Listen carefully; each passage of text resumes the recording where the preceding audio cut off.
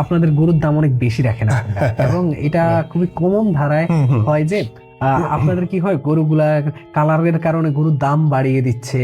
আমি অনেক খামারকে দেখছিলাম, যে আমি কেন নাম নিচ্ছি না, এই এই কালারটা সুন্দর, এইটার পিছনে অনেক রহস্য, কারণ এটা ভালো জাতের গরু, ওদের বংশ ভালো।